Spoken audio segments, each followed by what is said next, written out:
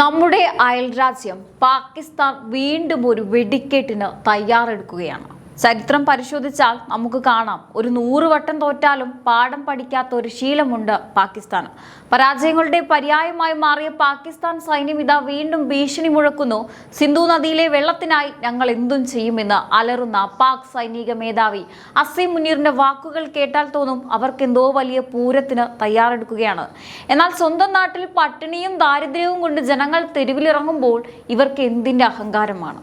ഇന്ത്യയുടെ കൈകളിൽ നിന്ന് തുടർച്ചയായി അടിയും വാങ്ങി ലോകത്തിന് മുന്നിൽ നാണം കെട്ടിട്ടും മാറാത്ത ഈ അഹങ്കാരത്തിന് പിന്നിൽ എന്താണ്?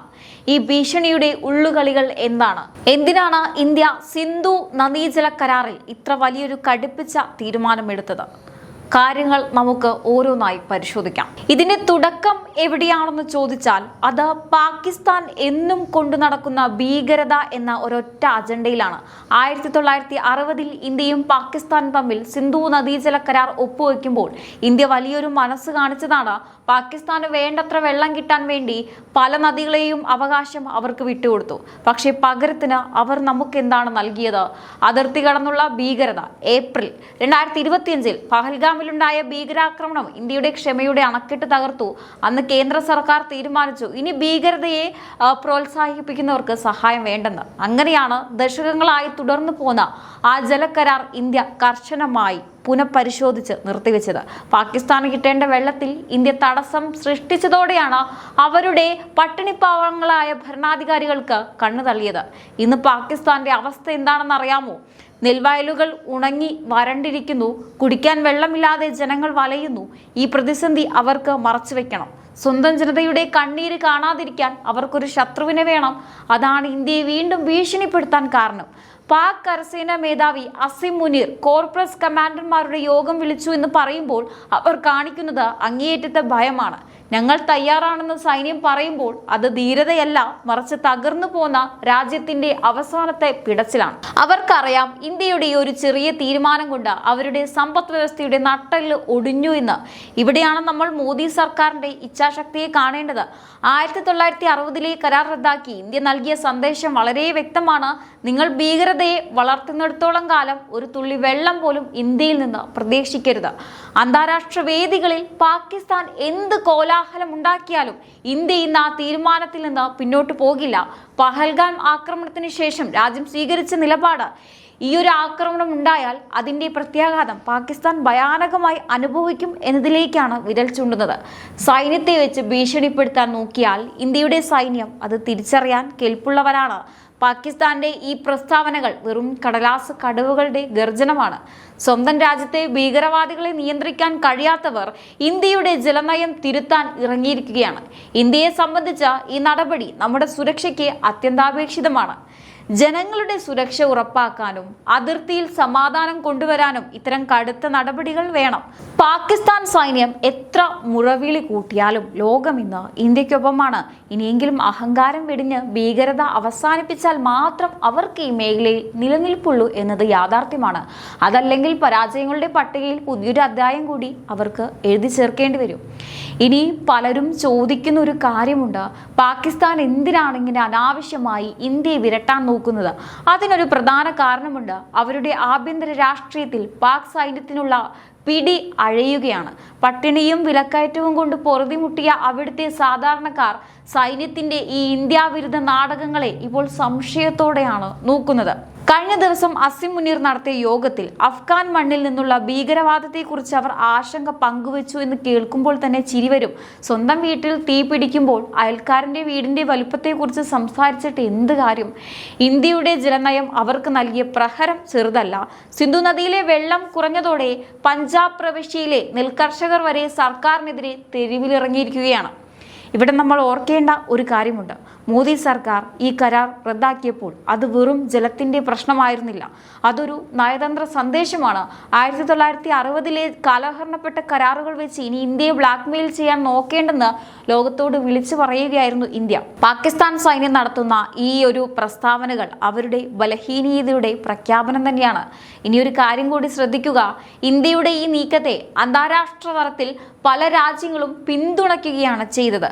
ഭീകരതയെ പ്രോത്സാഹിപ്പിക്കുന്ന ഒരു രാജ്യത്തിന് ജലവിഭവങ്ങൾ നൽകി അവർക്ക് വളം വെച്ചു കൊടുക്കേണ്ട കാര്യം ഇന്ത്യക്കില്ലെന്ന് ലോകരാജ്യങ്ങൾക്ക് വരെ മനസ്സിലായി. പാകിസ്ഥാൻ സൈന്യം വെറുതെ വാളെടുത്ത് വീശിയതുകൊണ്ട് കാര്യമൊന്നുമില്ല. ഇന്ത്യയുടെ കരുത്തറിയാൻ അവർക്ക് ഇനിയും സമയമെടുക്കും. ഭീഷണിപ്പെടുത്തിയാൽ ഇന്ത്യ മുട്ടുമടക്കുമെന്ന് അവർ ഇപ്പോഴും വിചാരിക്കുന്നുണ്ടെങ്കിൽ അതവരുടെ വലിയ തെറ്റ് തന്നെയാണ്. പഹൽഗാം ആക്രമണത്തിന് ശേഷം ഇന്ത്യ എടുത്ത നിലപാട് വളരെ വ്യക്തമാണ്. ഭീകരതയും വെള്ളവും ഒരേ പൈപ്പിലൂടെ വരില്ല. കരാർ റദ്ദാക്കിയതോടെ അവർക്ക് വെള്ളം കിട്ടാതായി. അപ്പോൾ പിന്നെ സമാധാനപരമായി ചർച്ചയ്ക്ക് വിളിക്കുന്നതിന് പകരം അവർ ചെയ്യുന്നത് വീണ്ടും യുദ്ധഭീഷണി മുഴക്കുകയാണ്.